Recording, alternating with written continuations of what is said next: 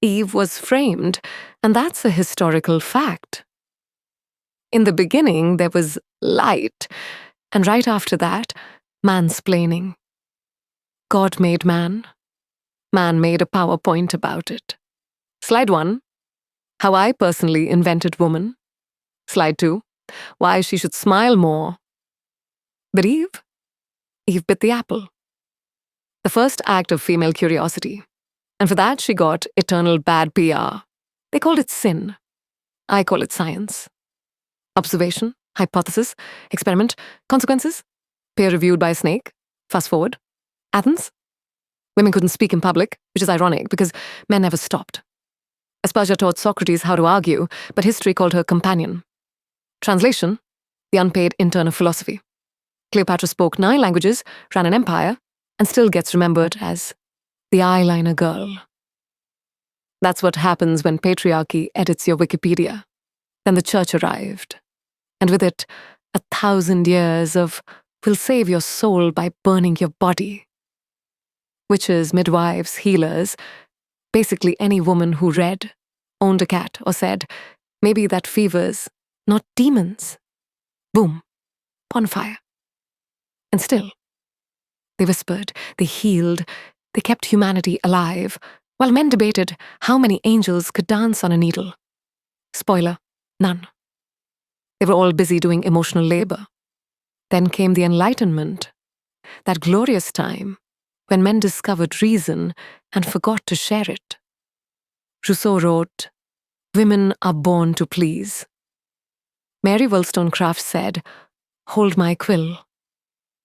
Wrote vindication of the rights of woman while giving birth and giving hell simultaneously. Her daughter wrote Frankenstein, a story about a man who created life and couldn't handle the responsibility. So basically, a biography of fatherhood. Factories rose, corsets tightened, women spun, sewed, coughed, bled, and still got paid in exposure. But they organized. The match girls of London struck. The suffragettes chained themselves to gates, and newspapers called them hysterical, because men only call it a revolution when they're the ones holding the torch. World wars came. Women built bombs, drove trucks, coded messages. Then peace came, and society said, "Thanks, darling. Now go make sandwiches."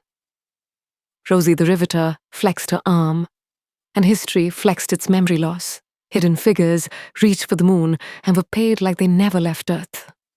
Gravity, it seems, only applies to women's salaries. Then came the 60s. Burned bras, raised voices. Gloria Steinem turned journalism into gentle warfare. The 90s gave us girl power.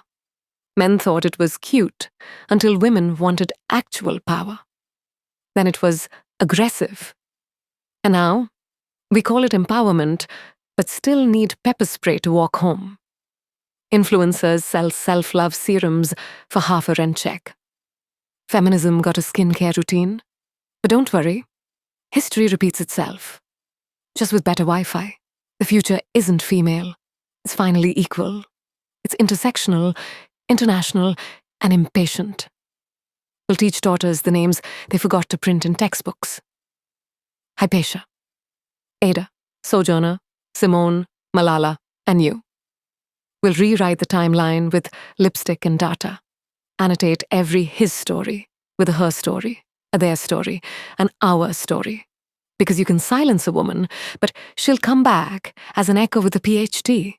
So the next time someone says, "Calm down, it's just history," tell them, "No, it's her DNA in the archives.